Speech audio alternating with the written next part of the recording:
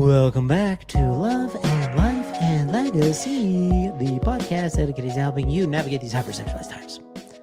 So, everybody, have you ever had one of those days where you just feel like life is so hard? It's like it's hard to get out of bed, or it's hard to just do regular tasks, whether it's go to school, whether it's to be with your family, if it's to go to your work, if it's just to function. It's like it's a sludge. It's a sludge fest.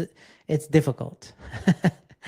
This difficulty is resistance, and this resistance is there internally, right? And that's what this episode is. Most of us are swimming upstream most of the time. We spend so much energy, but we feel like we're not getting anywhere, and it's because of internal resistance. And High Noon has specifically been designed to help you understand what that resistance is and how to remove it so that you can feel like you're swimming downstream and life is flowing. And there is nothing better than that. Sexuality is a massive part of how you feel about yourself and how you see the world around you. So we're going to get into that in this episode, but largely it's the High Noon life is letting life flow naturally and just removing all the resistance. And we will help you regardless of where you're at in your journey. So let's unpack this together like a giant suitcase filled with toys. Enjoy, everybody.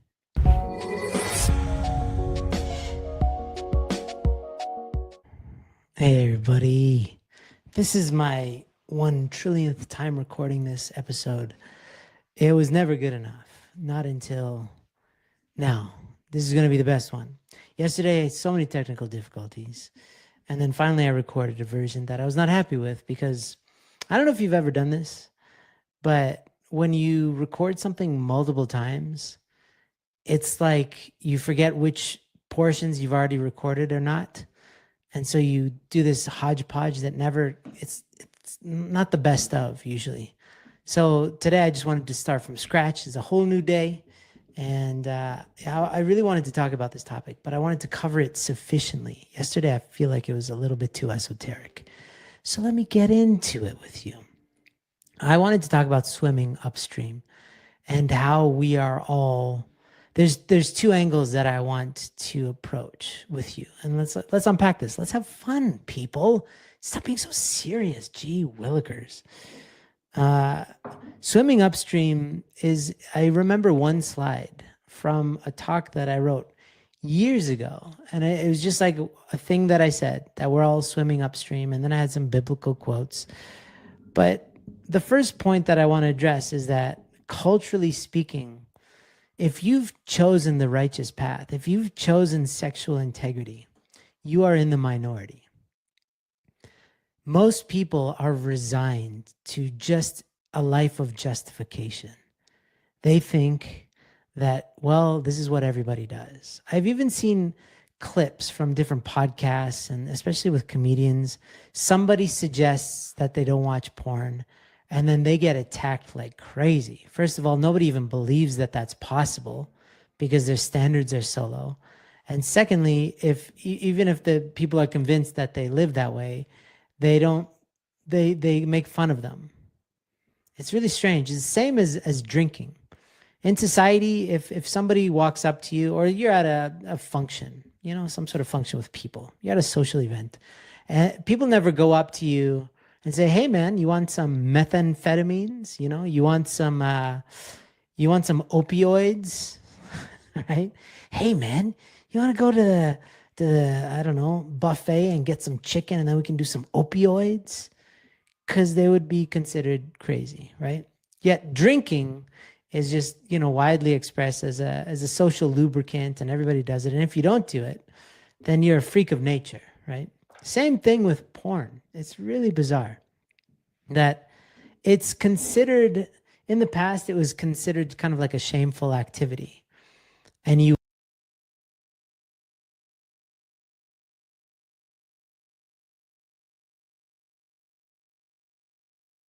would know this because there were no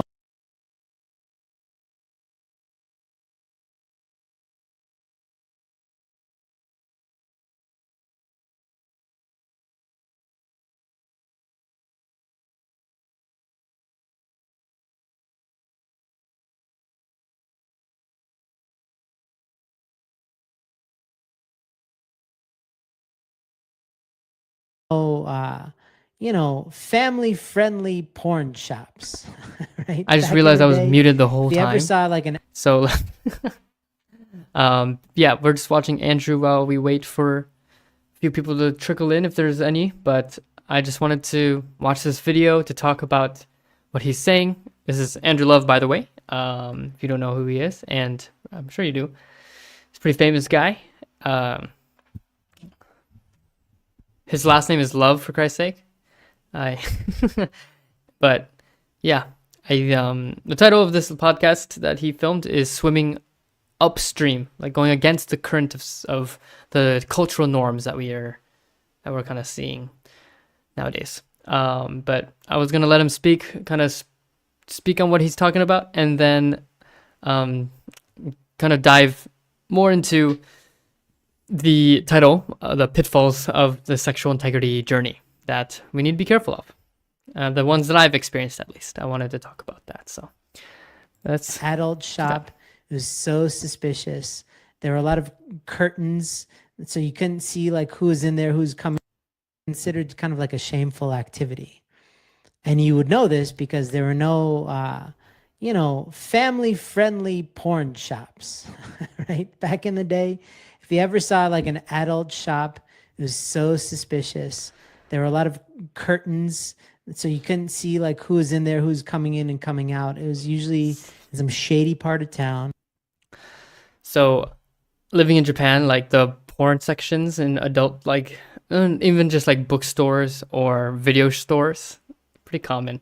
But yeah, they are curtained off. There's like a 18 and under kind of like cross. Yeah, Right. It wasn't. I mean, I can imagine it'd be really embarrassing to like walk in that area. Also, in like convenient. Okay, Japan's culture is really interesting, but like even in convenience stores, they'll have porn magazines that they'll just kind of show a woman in her bikini or something, or no bikini shots, on the cover, and yeah, I just like kind of whenever I'm walking past that section, it's always like, don't look right, don't don't look that way, that kind of thing. So like, yeah, I can imagine the stigma around that, but yeah, like it's not back in the day, at least in Japan. It's like now. Downtown next to the Disney shop. It's everywhere. Next to Lou's basement sandwiches, like places you would never go, right? So, but now it's like it's so socially accepted, not because it's proven itself. Oh, okay. I see what you're saying. Science has proven that pornography is fantastic for you. It's because society's standards have eroded so much to the point where we can't even, like people are just pulling each other down like crabs in a bucket, right? So if you are strong enough to know who you want to be, society doesn't support that. If who you choose to be is a righteous person, a God-loving person, a kind person, a clear person, and especially in the realm of sexuality, somebody who is striving for sexual integrity. There's very little media that supports you. In fact, all media pulls you in the opposite direction. If you look at the trajectory, I think Andrew's kind of speaking on like more broad terms and like more kind of like culturally terms, right? But I definitely feel like, there's obviously caveats to that, and there's, what he's saying. So like he's saying everyone, everywhere. It definitely depends on the environment that you're in.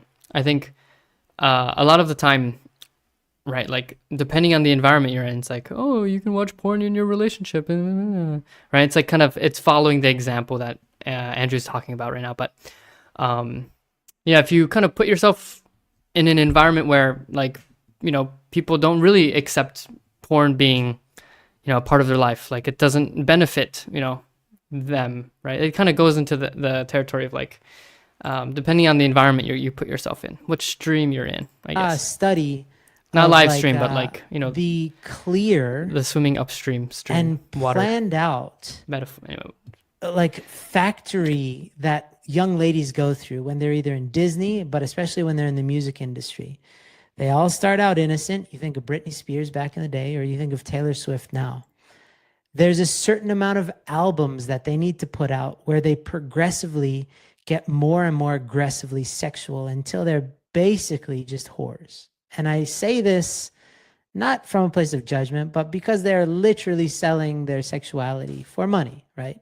Whereas they started out being musicians, they just eventually stop wearing clothes. And then you're not Very watching true. a music video because of how great the music is. It's because they are desperately showing every bits and piece that they're legally allowed to in order to sell their albums, right? That's I saw footage of a Sabrina Carpenter. Now I know her music was never really PG or like pure, kind of like just artistic, but definitely that, right? That sexualization. I've seen clips. It's just like, it's insane. It's insane. Like, sense of whoring. And this is Yeah. not, it's insane. I don't know. I don't want this. I feel like I'm going to receive ire from some people who don't like to hear that, but it's just, there's actually like a formula to this. It's never the inverse where somebody starts out very sexual and then, like as a musician, if you can imagine Britney Spears, she starts out with that song Toxic, which is all about like, it's a song about her and how toxic she is.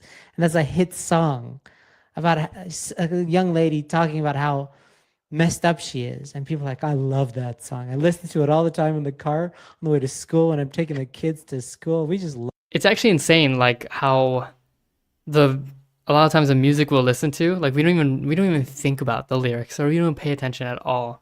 It's like when you really, even just a little bit, dig deeper into the lyrics, it's like, gosh, dang, this song is about like, it's this explicit, or I don't know. Yeah, I've come to that realization a lot with like the songs that I've listened to in high school versus what I listen to now. we just love, going to school, having ice cream, listening to Toxic, a young lady just falling apart, right? And then, of course, when she has a mental breakdown in her actual life, people are like, I wonder how that happened, right? So again, I don't want this to come across as judging specific people, but the music industry has a formula where they take very young, innocent ladies and then they turn them into sex objects progressively until they're actual, literal. That's so hard. Let's just say prostitutes. Seems like a easier word to say. Okay. So that's one thing is social media and media at large is not here to support your endeavors to build sexual integrity, to build your relationship with. I mean, media isn't necessarily around to support us in anything. I mean, right? It's not like most companies are putting out advertisements for your best interest. Maybe a few.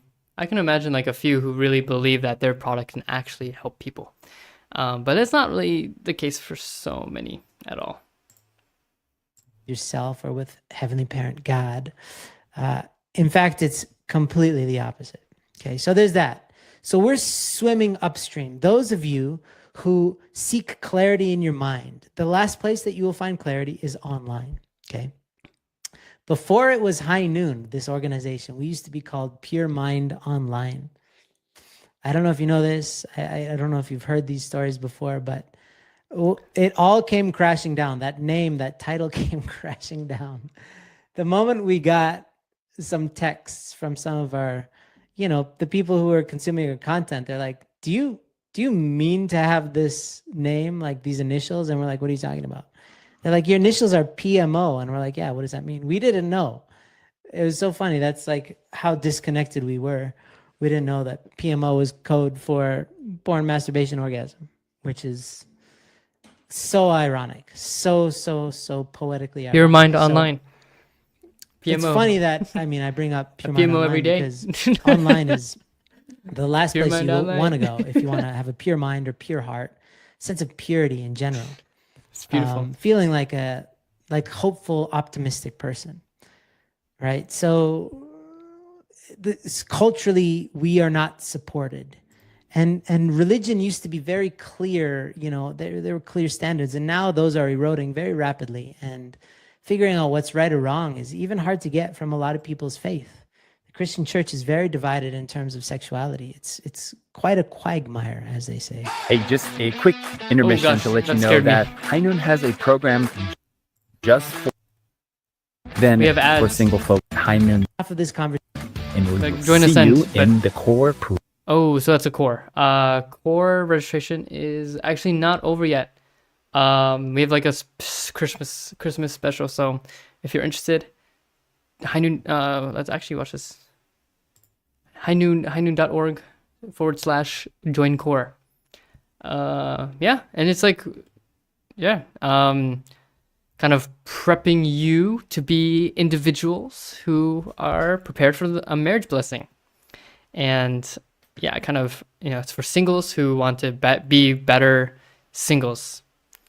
And I've talked about it in previous streams, but the idea of like purity is to grow our, the good characteristics in us, the healthy, good, radiant characteristics in us. And yeah, understanding more God's vision for sexuality and prepare you for that best life. Ready for marriage. So join that at highnoon.org, and we will see you in the core program. So that's the first half of this conversation that I wanted to address was, culturally speaking, we are swimming upstream, absolutely. And you need to prepare for that. You need to surround yourself by curating the content that goes into. I might be clip farming.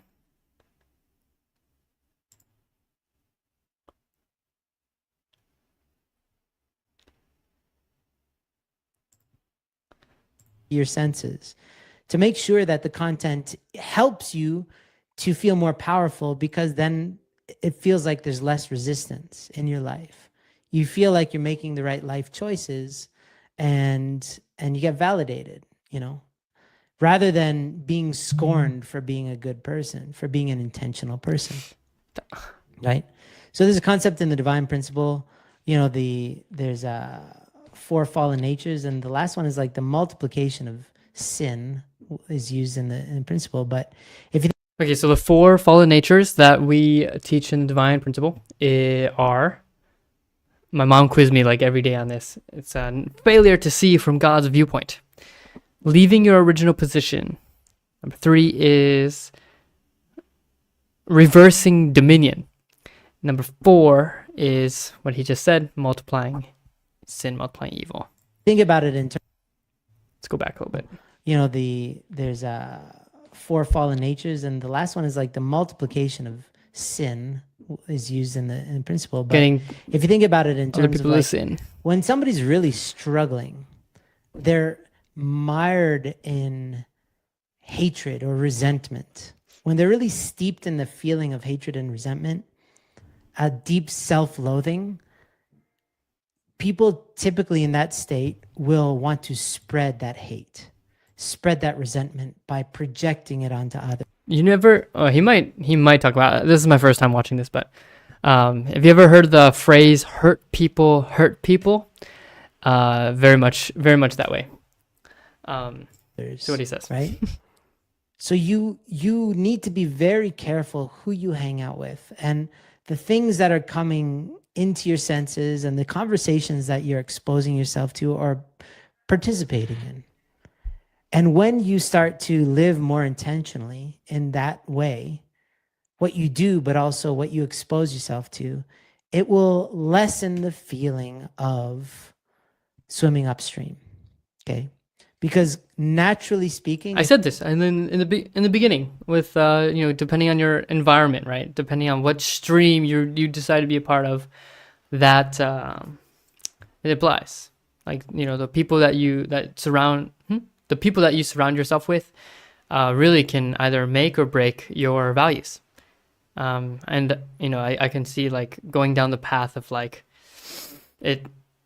Compromising your values, compromising your boundaries, and in the end, you're just being abused in an abusive relationship, right? When people keep crossing your boundaries over and over and over again, and making it feel like it's your fault. It's a terrible situation, and that's only because the people in that situation don't have the best interest for you. And so, even online, I feel like with social media, we're just being abused kind of over and over again. Gosh. Yeah, Yeah, I saw this clip. It was just actually really hilarious. But it's like a cartoon. It's one person booting up a game. Oh yeah, and the character is like, "Gosh, I just love playing games. It's so relaxing." And then a fist comes out of the TV and starts punching it because it's like, rage-inducing, like go go go, yeah. And then it's like, "Oh yeah, level 2, let's go," and then gets punched even harder, right? And then there's a character in the background. It's like, "Gosh, why do you find that so relaxing? Like that's not relaxing. That's just stressful. I'm gonna use social media." And then they look at their phone and then they get punched in the face over and over again. Funny clip, but I think it's actually so true. It's in some ways like it's abusive, right? They don't have their best interests in us. They want views, stimulating, right? Our sensory input. If you just wander into the internet and you say, I'm just going to go for a walk around Exactly. here in Facebook and wind up in I'm Instagram gonna and go to Reddit. Wake up my wife, but I'll leave this You're playing going for to a come second. out the other end beat up. You're going to be bruised and you're going to be feeling pretty pessimistic about life. You're going to feel like you're not enough. You're going to feel like everybody else is cooler and better looking and richer and they have it all figured out and you suck. That's the specific design of marketing and media, is to make you feel like you're not enough so that you buy this product. This is not a conspiracy theory. This is marketing 101. You say, yes, wouldn't you like to be happier? Well, you would be happier if you buy this thing. Or have you ever felt like a loser? Well, you should consider purchasing this product, right? And now in the era when it's less corporations selling stuff, and it's more like one-to-one through influencers, they always have a course, and you can watch every single video that you see that's like a webinar or like an ad on Facebook or Instagram or whatever. It'll always be like, I know you've tried everything. And then they'll convince you that their thing is the one that's better than all the rest of the things, right? And so what they're doing is they're saying, you're not happy and I will give you happiness. And this is what brings me to my second point. So culturally, we are swimming upstream, okay? But the second half of this conversation that I really want you to understand is when you create your own momentum, you start feeling like you're going downstream and life flows way more easily, but only when you're very careful about how you spend your time and energy and what you invest in, okay? I want to give you some very clear examples. If you wake up and the first thing that you do is you check your phone, your day is going to feel like you're swimming upstream. It's going to be like you're walking through very thick, deep mud. Just the worst. So much, work to feel like you're going nowhere. That's out of the gates. Do not just turn on your phone and be led wherever social media wants to take you. That is the worst way to start your day. But think about it. If the first meal of your day is a donut, and that was me, oh my God, back in high school, nobody's really taking care of me at that point. I just realized I was started muted, cooking for but myself, like lunch. yeah, I mean, I kind of just stepped out for a second. Now I'm back, and just kind of, if there's anything that's standing out so far in this conversation, whoa, Andrew's face is a little intense there. Feel free to comment, and yeah, I'm here, so For sure. say hi. When I was in 6th grade. But then I started making all 3 meals for myself, like in high school when I was a freshman. Maybe sometimes dinner would be cooked for me, but for sure breakfast and lunch was on me. And that was the era when I found this donut shop close on the way to school, and they had day-old donuts. So they would sell the nasty, crusty old donuts that were made the day prior. Thought he for a said Dale. quarter. A shiny Not day quarter. I don't old. know what the prices would be now. This is back in 1903 when I was in high school, okay? And That's not I remember every morning rushing out of the He's not that house, right? Because But I was he always isn't late on- for school. I was not a great student. But before rushing out, I'd search the couch, under the cushions and everything to look for. I just needed to find maybe 5 nickels, maybe 2 dimes and a nickel. If I could find 25 pennies, I'd show up with that, and they hated that, right? And I was kind of their best customer, but I was their worst customer because I was consistent, but I was always just giving them change that had lint on it, And so that is the worst way to start your day, with a donut. I mean, they've proven it now. Like when you start your day with a sugary treat, then your sugar glucose is just all over the place for the rest of the day. That means your focus is all off. It's not healthy for you. So out of the Tell me gates, the why thing most American breakfasts is like dessert. Dude, like high school was still cereal era for me, but like now I'm having cereal for a dessert after dinner. Yeah, like I'll have fruit maybe in the morning, or actually recently it's been protein shakes just because it's easy. Maybe that's not the best either. I don't think it's the best, but fruit is always good. Eggs are always amazing. I love eggs, dude. Yeah, toast. But I mean, dude, like pancakes, waffles, freaking omelets are solid. I like omelets a lot. Jeez, what else? Anyway, yeah, just tell me why most like American breakfast is desserts. But I do love a bowl of cereal, just not in the morning anymore. things that you're doing, you're setting yourself up for a day where it feels like life is flowing, or a day where there's a lot of resistance. Do you Resistance guys like is inevitable. realize the difference you can make if you have like a like have you ever realized or tried like kind of an experiment like this these few days, these next few days I'm gonna have a really hearty, healthy breakfast, like nutritious breakfast. And then maybe some other week, like I'm gonna have the most like unnutritious breakfast, or maybe even skip breakfast, and like see how that impacts your day. I think it's really useful information, but it is a lot to do. So in life, you can take someone's word for it, or you can try it yourself. whether you are doing meaningless stuff or whether you're doing very meaningful stuff, both. eventually you'll run into resistance, right? But there's a very big difference. If you're leading a life where you're like not intentional, opening the right? window. So you're just watching whatever. Let's say you start your day watching porn. Then you're starting your day with regret. That is like the worst thing. When you live a very unintentional life, let's just put it this way, the resistance comes from within. And that resistance is a lot thicker and harder to work through because you already have a lack of motivation, a lack of purpose. Imagine a lack starting of your day love with for post-nut yourself. clarity. And it's Do you elevate into a new? I mean, I never. The post-nut clarity isn't even like discovering a new like part of yourself. Maybe sometimes I would be like reflecting in a journal during my post-nut clarity. I don't. It's like, gosh, what happened? This sucks. Like, but yeah, imagine like starting your day like that.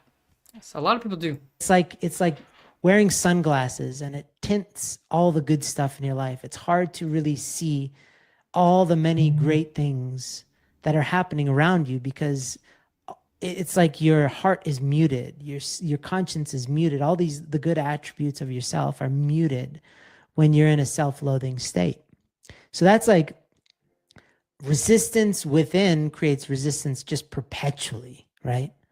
Whereas if you live the high noon life and you're very intentional, you get good at playing the game of creating a North Star goal, creating the life one day at a time that represents the best of you, you're also going to receive resistance from life. You're going to reach a point where you're like, your knowledge is tapped out and you have to upgrade your learning, right? If you're trying to do school, or if you're on the job, or if you're creating a business, all of your limitations start to show up, and that's a form of resistance, right? Externally. But if internally you're taking care of yourself, then you welcome the challenge because you see it as growth. Somebody who's stuck internally, all resistance is just a pain in the butt. It's just another thing to overcome. We're reading this book. There's a kid's book. It's called like Lucky Ducky or something. Unlucky Ducky. I forget. We got it. We went to the library, got a bunch of books because Holding off on we were making in a point. Asia where there were not so many libraries, especially with English books. And anyway, we got Lucky Ducky. Great book. Or Unlucky Duck. I don't even, it doesn't even matter. You're not going to go to the library and get it. But it's so funny because this duck, It's true. it's Maybe. a story about this duck that she perceives everything as being unlucky. She runs out of pickles. She goes to the fridge and she's like, oh, just my bad luck. I don't have any more pickles, right? And then she, like her ladder was broken. She's like, oh, I have such bad luck. So everything in her mind was like because of her bad luck. This is somebody, in her case, a duck. So not a somebody, a something, I guess, that sees the world through internal resistance. Like everything is tough. It's a funny book because, spoiler alert, for all of you who are going to race out and go get the book, the funny part is that her bad luck turned into be great luck because there's a wolf that kept on being like, it's your lucky day. You just won a pot. You just won some celery. And he kept on giving all these ingredients to make soup because he was going to say, it's my lucky day because I'm going to eat you. And then he's going to try to eat this duck. But then he ends up tripping on the ladder. His head gets stuck in the pickle jar and he falls out of the house and his life falls apart. And then all of her bad luck turned out to be good luck. To read right? to children. But the main point is that when you're not taking care of yourself. You know, like most children's like books or concepts or like kids' stories are like either German and like completely messed up or like folklore or like the Three Little Piggies. Like you think about that story, it's just like what are the what are the morals that we're trying to teach exactly? Like I think there should be good morals in every part of a story, right? Like some challenge, anyway, I guess there's always teachable moments. And it's not like I'm living my life based on what I learned from the Three Pigs or but I'm just like thinking, gosh, this lucky, unlucky duck, whatever it is, in the wolf aspect. It's always a wolf. Interesting. Internally, then everything is like, oh, it's because I'm terrible, or God doesn't love me, or I'm so unlucky. And you have all these people that are walking around. They have eyes, they have arms and legs. They have a heart that works. They can breathe. They can do anything, and they feel unlucky. They live in a place, if you're listening to this or watching this, you have electricity, you have Wi-Fi, you have endless possibilities of things that you can do with your time and energy, and you still feel unlucky. That's internal resistance, okay? So it really starts by, the first half of this conversation. So I wanted to kind of touch on what he's talking about right now. So he's mentioning like internal resistance, kind of like the growth that like we need kind of to confront. Like if there's like a certain attitude to life that we have that holds us back from being from experiencing more gratitude, like set beliefs that we have, like I'm an unlucky person, and then that like belief will pretty much instigate your life. It'll control your life. You'll the people who believe they're unlucky like all the time are like this is like this is meant to happen to me.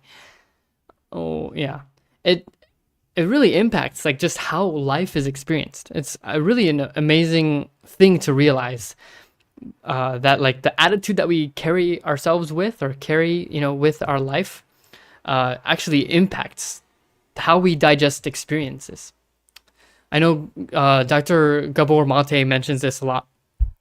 I don't know about a lot, but one of the key like principles he's found around trauma and like the experience of trauma is like what he says is that it's the traumatic event is not necessarily the trauma that we hold on to. The traumatic event like brings out the internal traumatic experience. Kind of he mentions it's what happens to us is the trauma, like not what happens like externally, but what happens internally.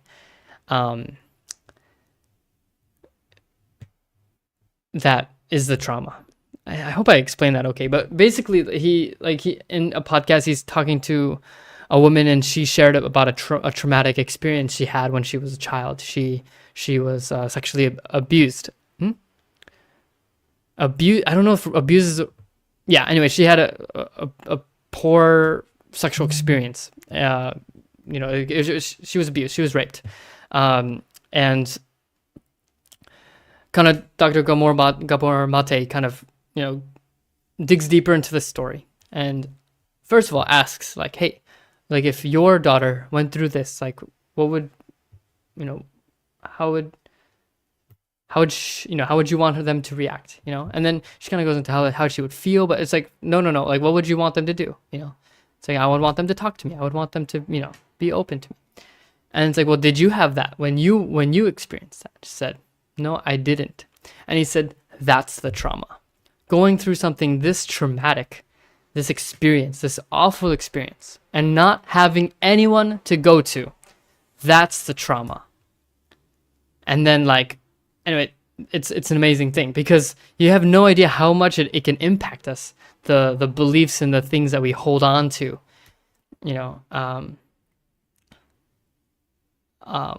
because inevitably that is a belief, right? I'm alone. I have nobody to go to. Nobody loves me, or I'm only loved because I'm this way. But they don't know the real me. They won't love me if they knew who I am really. And maybe that is true for certain people, like in certain situations, because some people can't love unconditionally because they're also starving for it. Yeah. Anyway, I think perspective has a huge impact in being able to kind of discern what's, what we believe and how we actually go through life can be massively life-changing. Is society, if you just get led by social media, if you end up watching porn and all this, you are absolutely adding resistance within you, and life will feel like you're swimming upstream and every day will be difficult. Okay?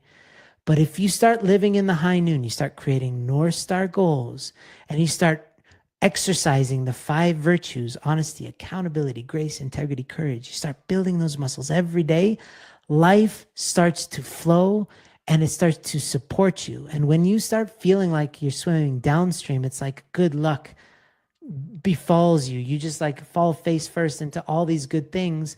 And even when, some possibly perceivable, like things that could be perceived as bad happen to you, you see the value in them because life is flowing and nothing can stop you.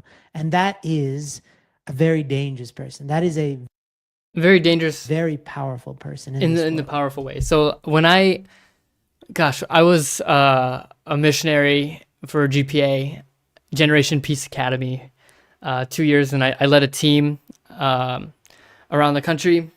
And I think one of the best, not one of the key memories I have is actually one of my members who always said oh, it was a good challenge. It's a good challenge.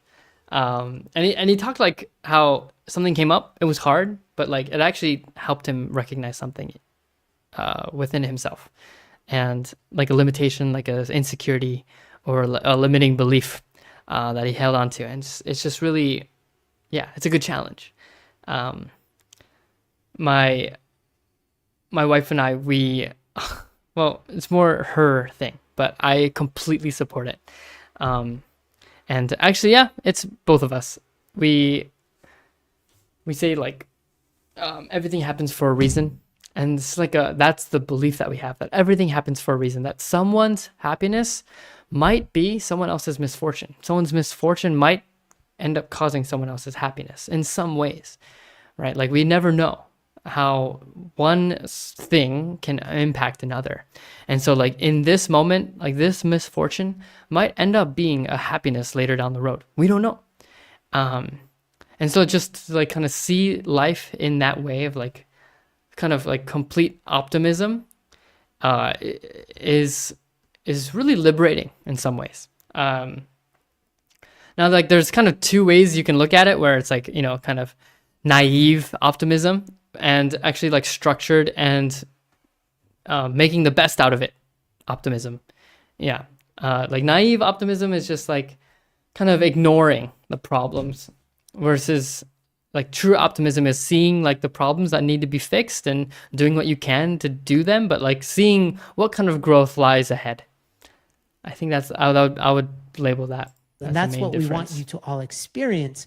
But there's a latency between swimming upstream and swimming downstream, is inculcating a new way of thinking and being, and that is the high noon way.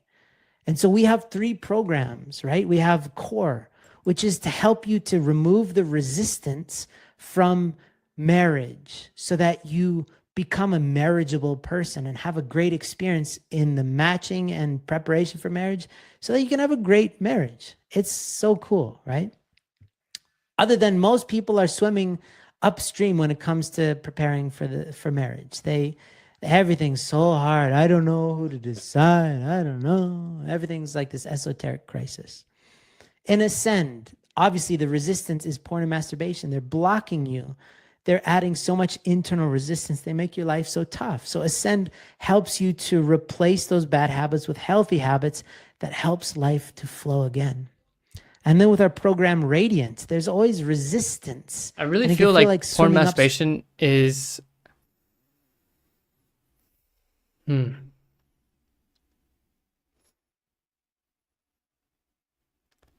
we've been talking about it a lot more recently, but like the kind of like I really believe porn masturbation is usually some kind of it's a what's it called? It's a jog my memory here. Jog my memory. What's the word? Symptom. It's a symptom for something, right? And yeah. But the thing is that because it's a symptom, and a lot of times we see it as like a remedy in some ways, like a remedy for stress. A lot of people believe like, oh, if, watching porn kind of relieves stress, and it kind of does. Like to the brain, what it acts as it does, sort of, in the very, very short term, where it makes you forget about it, and then post-nut clarity hits, and then you kind of remember everything, right? And then you're right back to where you were. There's no fulfillment there. And I think like that is what Andrew is talking about here. How, thanks for that. Best viewers. But the best like connection for like getting to the root of the issue and root of the problem, I would say, would be to like kind of distill what you're trying to run away from, and using porn is just a symptom, right? Because it's the best way we've learned how to deal with our problems, and a lot of times we've never learned how to really deal with our challenges in healthy and beautiful ways. So, yeah. All right, let's continue. dream in your own marriage, in your blessing. And that's a terrible feeling, because it's like, I try so hard and yet I'm not happy in my own marriage. You start to remove that resistance and things start flowing. Love starts flowing. The relationship feels like it's working again. It's the best. So please understand that society will always make it difficult in our present state, because we live in a broken world. When we start to be healed people, we will start to create Chanoguk, and then society will help us actually to be our ideal selves. Right now, society is the main hindrance from us becoming our ideal selves. So we have to take it upon ourselves to remove this internal resistance and to replace it with a state of flowing, day by day, getting better at waking up and living through your mornings and living through your middays and living through your evenings, constructing days so that they're optimized for what? For your ideal self. So you can do this. You can absolutely do this. And that's what High Noon's here for, if you weren't clear on that. I hope this episode was helpful. I want you to experience a life of swimming downstream, because it's amazing. Again, there's still resistance. There's still rocks in this analogy. There's still sticks. Some jerk rodent created a dam that's blocking, but you can blast through even those things when you have sufficient momentum in your life. You can get through anything. So Anyway, reach out to us if you need any help. We have programs specifically designed to remove this resistance so that you can experience life as it's intended to flow. Hey there, it is. Okay. Wow. What do you guys think about that?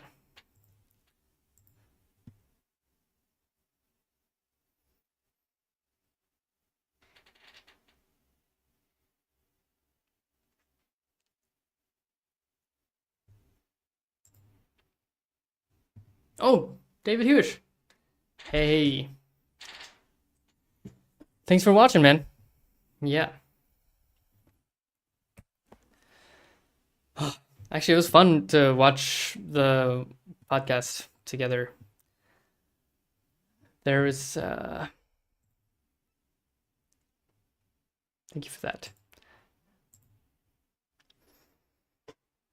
Okay, so yeah, I mean, swimming downstream, swimming upstream. I think there's a lot of points here that we can kind of take away from, but the title here, I want to talk about my like pitfalls and the things that kind of are the things that I've really struggled with in my journey.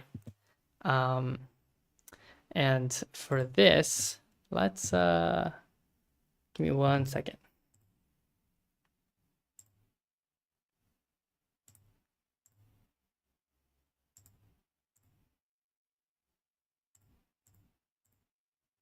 Oh, okay.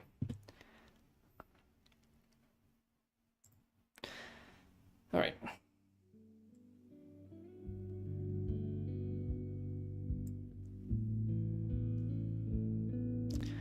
Yeah, it's quite scary to look at just how much the whole world is oriented to trap people. I mean, I think it's like an interesting loop, right? Because no one's like thoughtfully thinking, like I want people to be more sexual.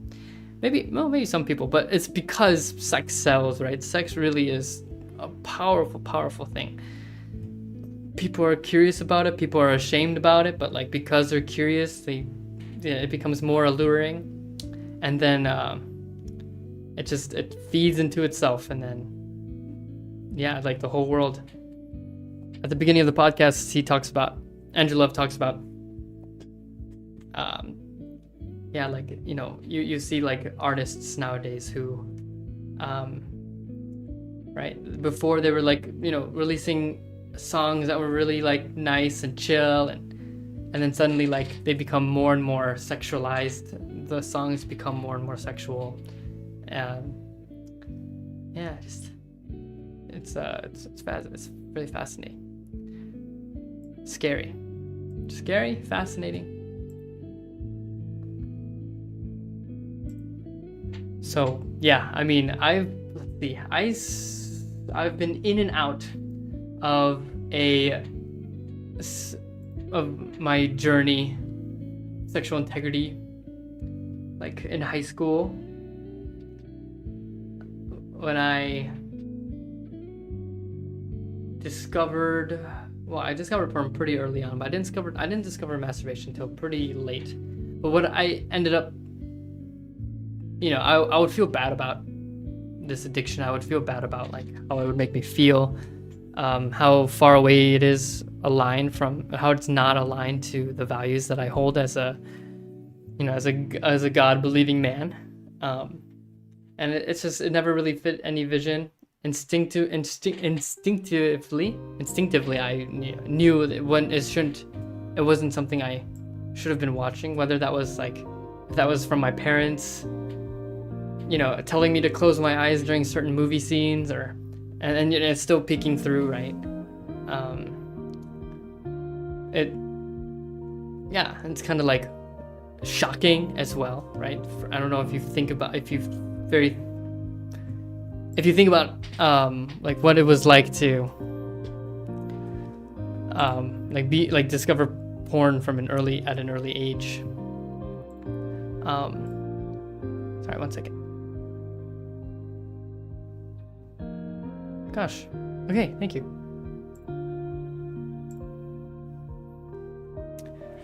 But it's really hard. And so like I wanted to talk about like the biggest pitfalls that I experienced. So like I was in and out of my journey in high school, but I wouldn't call it like it's like a preemptive kind of journey, because I wasn't really part of a group. I just know that like after workshops and after camp, and I would have like friends we'd open up to about like the fact like, yeah, I'm struggling with porn, dude, me too, oh yeah, you too. Let's hold accountability for each other, let's get over it together. And it would last up until the workshop high was over, basically. And then like we would just kind of fall right back into our habits, not knowing what to do. And then at least at that time, I didn't have a mentor. I didn't have some older brother figure. It was more just me and my buddy.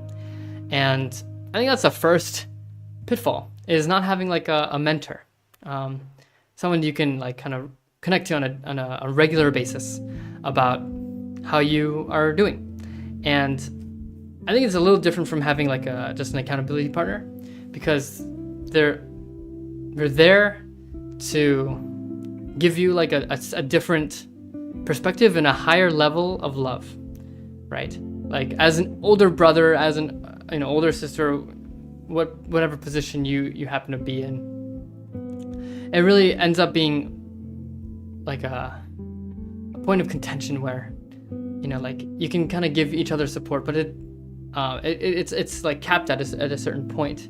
If you're just with like a someone who's the same age as you, but someone who's older than you can kind of provide a deeper love and provide like more insight into your situation.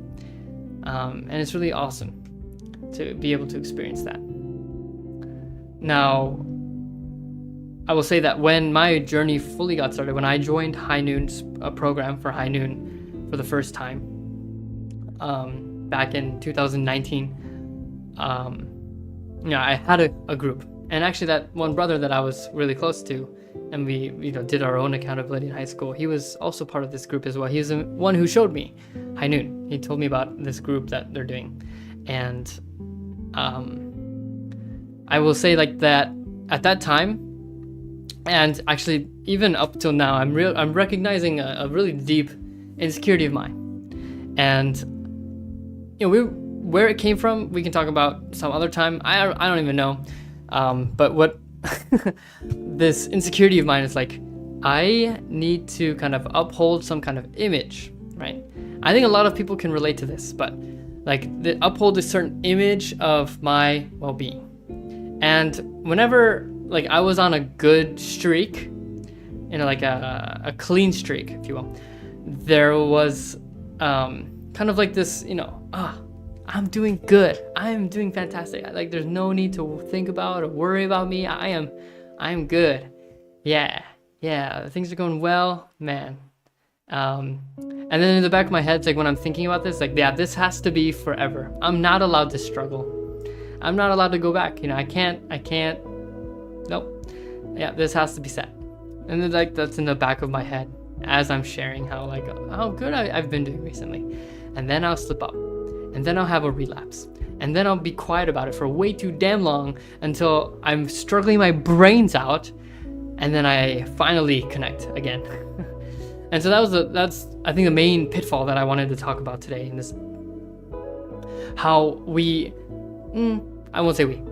I kind of wanted to uphold this image. And then when I started struggling again, I had so much shame.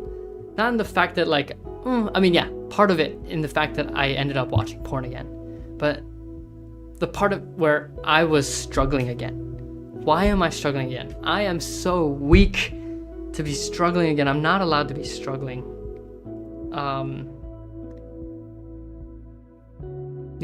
That was like my biggest belief. It's that my value is decreased because I'm struggling again. I was on a clean streak. I should have been okay. But here I am, kind of feeling even more crappy than I did before. And this isn't just something that like relates to PMO, but it has a lot to do with just like the stigma of struggling, just like, how did it come up, you know? Like there's this really famous, actually I don't know how famous it was, but I know it was trending for a while, this K-drama called It's Okay to Not Be Okay. Like, why does that phrase hit people? You think about it, it's like, it's okay to not be okay. It's like, gosh, you know, I wish I was told that more when I was younger. I wish I knew that when it's like, first of all, there's no use like kind of saying, I wish I heard that when I was younger, but to recognize, it would have been really helpful to hear it when I was younger, but I'm hearing it now, so let's do something about it now. But there's the second part where it's, how did that even start to happen, right? Where did this stigma of not being okay come from? And especially within churches, especially in religions, there's a huge point where I am just absolutely flabbergasted with how much of a stigma it is to struggle. Gosh, I mean, I hear about like these pastors who are freaking pedophiles and they end up acting out on children in their congregation. And you think about like, those are the people that need the most help. Are you kidding me? Like, gosh, I just, like, before anything happens, they should be able to come out and say, I am struggling with these things. I don't like having these thoughts. I don't like having these emotions. And I don't think it's helpful. And instead, what we're kind of conditioned to do is hide our struggles until it gets to the point of no return. And then it gets to the point where pastors are doing something absolutely disgusting to children, right? And then they're passing on their trauma. Disgusting. And what's even more disgusting is the fact that like struggling is such a stigma. Even in my own community, like we have people who struggle and are quiet about it, and then because they have some sort of position. And it's like, bullcrap, dude. Are you kidding me? That's not how we're gonna make the kingdom of heaven. We're not gonna make the kingdom of heaven by struggling and by being quiet about it. That's why we think about all these like amazing testimonies where it's like, man, I was on drugs and I was drinking every day, and like I was the abusive one in my relationship. I went to jail, and then I found God, and then I completely turned my life around. Like at least in the family fed community like that, we would never hear that type of testimony. If we did, it would be like, gosh, that guy like struggled with drinking. That guy was abusive. Like come on, are you serious? Like God's grace is just so much deeper than we can ever imagine, and this is how we want to spend our time. So anyway, I really struggled with struggling. I struggled with the fact that like how shameful it was to struggle. And I know this isn't just me, but when I was like in those moments, I felt like I was the scum of the earth because I was struggling. And when that struggle happens, a lot of the time I wanted to run away. I just wanted to escape. Things are hard in my family, things are hard in my life and school. I'm stressed out. It's hard to make friends. Or in middle school, I decided to kind of stop going to public school and then go to online school. And that was like a huge shift for me. And I just didn't tell my parents about any of the loneliness and challenges that I wanted. They never asked me about like, Seiji, why do you want to do online school? Like why, what's going on? Versus, I don't know, they were just kind of like letting me do whatever. But it was hard because I felt like I wasn't understood. And that was like a huge saving grace for me. Kind of whenever someone, and it's always like someone who's been through high noon, they ask me like 2 or 3 times, is that everything? Is that okay? Like, are you sure? Like, is everything like okay? And I think to be given that opportunity, right, really opens up, and it opened up my shell. And I really like that, the pitfall of struggling with struggling was something that took so much time for me to overcome. And like when I can kind of let myself recognize and be okay that I'm struggling, it's like a step deeper than just like not letting yourself struggle, like just being okay all the time. But it really came down to the point where, it's like, I'm struggling. What am I going to do about it? That's what my character is. That's what I want my character to be. Not just like trying to not struggle all the time, but when struggles come up, who can I connect to and what am I going to do about it? Yeah. So that was like the biggest pitfall that even now I'm still kind of seeing little bits and pieces here and there where I'm still having to practice that insecurity of like, I can't struggle, like I need to maintain this image that I have. But rather than that, I think I'm starting to come to understand like more and more, like it's not the hard times that define me, but it's what I decide to do. And I just, like a huge part of like some of the couples like like the dating books that I've read, because I wanted to be like the perfect husband, was to actually recognize that like conflict in our marriage is not the bad part. The bad part is like how you handle that conflict. Do you handle it in a really unhealthy way or in a healthy way? Right. And then when kind of being put onto that perspective, I started to recognize just a little bit like that the fact is like we're fighting, that's not wrong. Or like the conflict that we're having a conflict, that's not wrong. It's how we're handling it. Right. Are we letting it kind of fester and boil and kind of pushing it under a rug, or are we letting it escalate into kind of screaming matches? Or are we taking the time to really understand what's the problem? What's the hurt and what needs to be handled? How we can understand each other more. And I will say, like, after every conflict I've had with my wife, which, I mean, granted, we haven't been married, even for a year yet. I'm starting to recognize, like, whenever we have a conflict and I kind of take a second to breathe, because I feel myself getting flustered, defensive and all that. I kind of take a second, and then we understand each other. And honestly, like, even if it's just one of us were to understand each other, to make effort, it kind of really helps the other person too. I will name a very specific example where I was the flustered one. My wife, she kind of escalated it, and she was the one who really helped us in that situation. So basically, I was really stressed out. I was really tired, and I was also feeling extremely worthless during this time. Like, like I didn't know what to do. I wanted to run away. I remember feeling those emotions. And so, like, we were making instant ramen for dinner. We had some guests over, and then I think that was part of why I was like so flustered. We had guests for like 3 days in a row. I was so tired, and we were making ramen, or my wife started making ramen, and then she kind of just asked me, "Hey, can you finish up?" And then I made such a simple mistake, but like with this instant ramen, right? You don't throw away the water, But my whole life, I threw away the water because of the palm oil.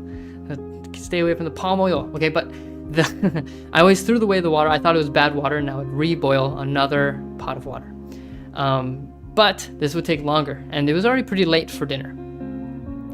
And so what ended up happening was I threw the water away, and then my wife came in and said, "Oh, wait, what's taking so long?" Right?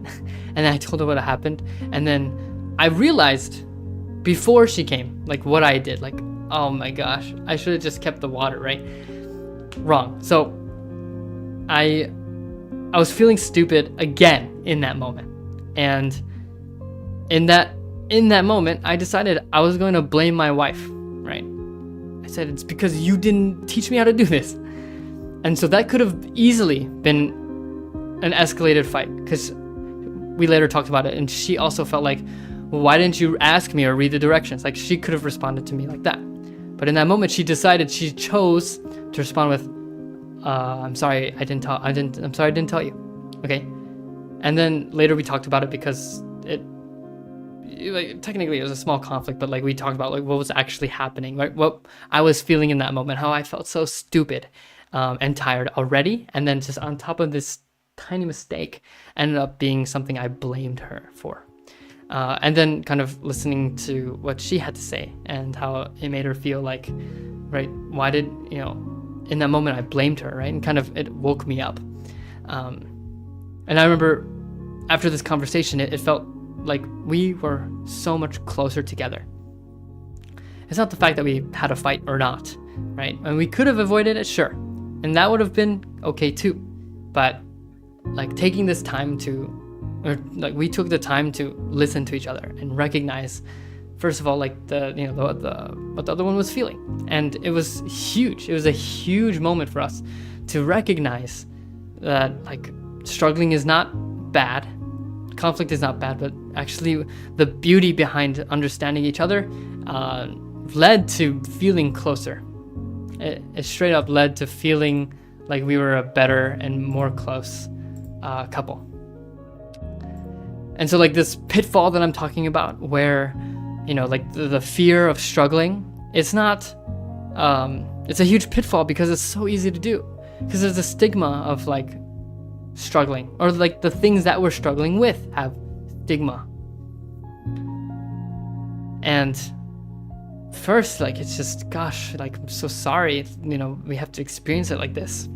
It sucks that like we're not allowed to kind of openly be not okay, or people have in our lives expressed disappointment in us when we struggled, because to them that struggle means so little, but to us it means a lot more than that. So it's just an aspect of a journey that I hope can kind of reach it, that struggling and not being okay is okay, because it's more about who are you going to talk to, who are you going to connect to, and what can you do about it that matters.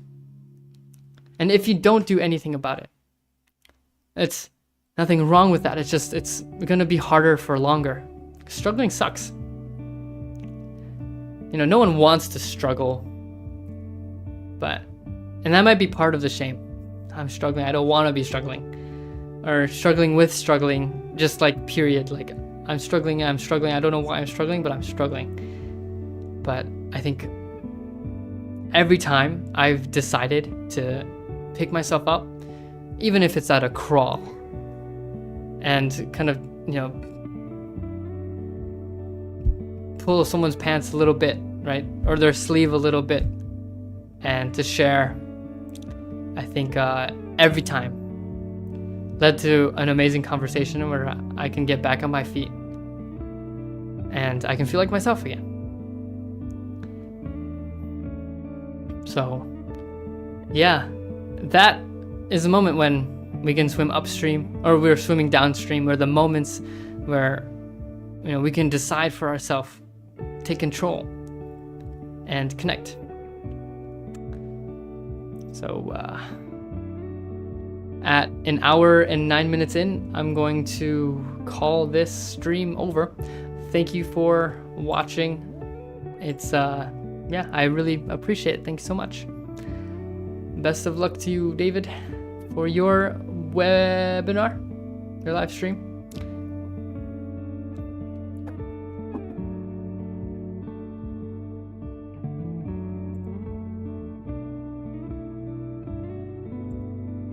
Appreciate the comments. Have a good night.